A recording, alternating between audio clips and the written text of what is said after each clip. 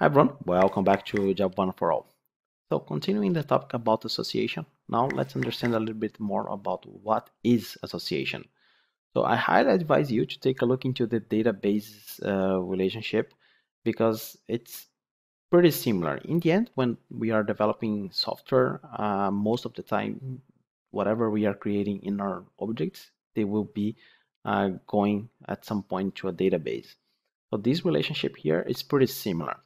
So basically, association is just the relationship between objects. The purpose of the object orientation is to have a good mapping from what you see, what you have in real life, to the system that we are developing. And the relationship is everywhere. So for example, player character, player team, student course, car driver, employee company, employee department. We always have a relationship in real life and we have to map them to our Java system.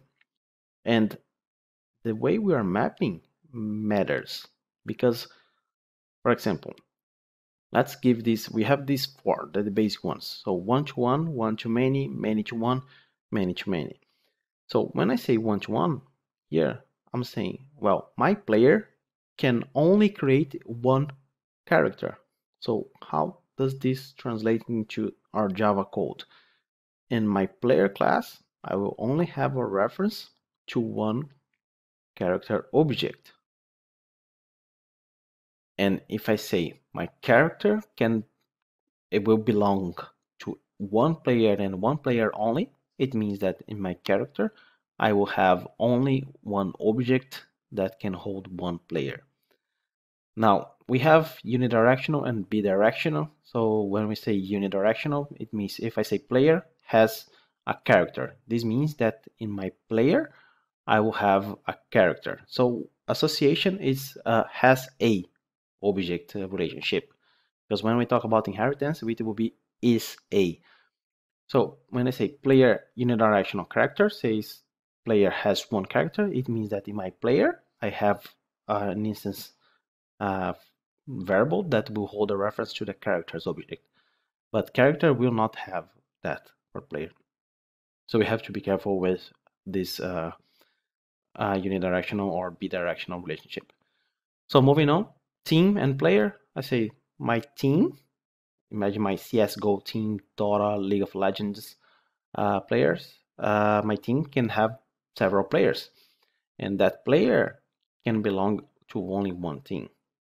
And if we switch the question, so a player can belong to one team, or a player can have one team, and the team can have one or more players. That's what the N means. So some places, I don't know if I'm calling this correctly. At my time was N, but it can be M as many.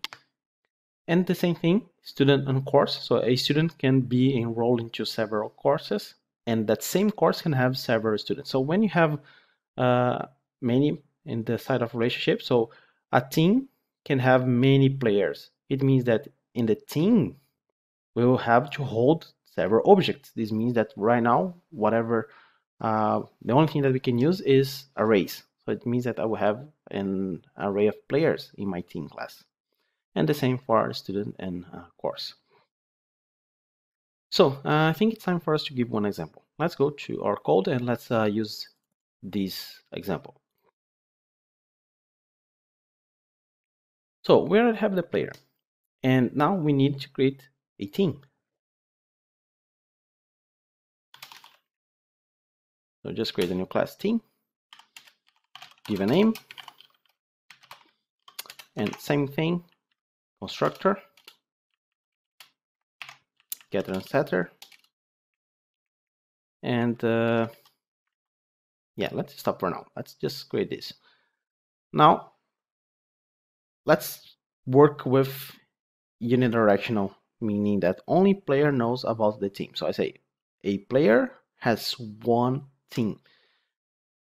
A player, class player, has one private team. And now I have has a relationship between player and team. Now I need to be able to give this object here. I need to create a getter and a setter for them. So we can, let me move here. This constructor should be the second part, right after the attributes. Okay.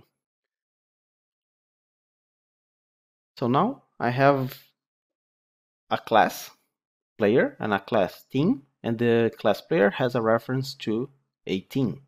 Now let's create here player test02.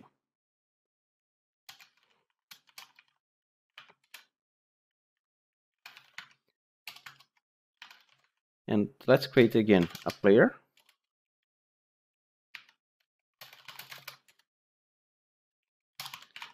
So we'll go with the lab, and then I need a team. So if we are talking about the system, imagine that I'm just inputting the players and the teams separately. And here,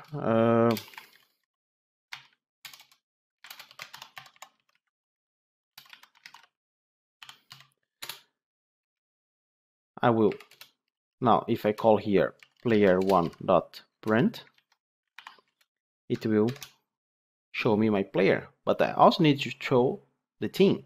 But the problem is there's a chance that the player doesn't have a team. So if I want to force the player to have a team, I need to say the player needs to have only it needs to have one and only one team.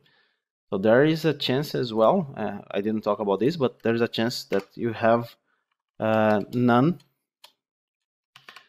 or one, or none or many, or at least one or many. So let's say that if I say here that the team has one or many, means that when I create a team, I need to send at least one player to that team. And the same thing here, if I say that player and team, if I say 0, 1, it means, okay, I can create a player without a team. But when I create a team for that player, I can only use one. So this is actually what we are doing right now. So we can create a player and then send a team later.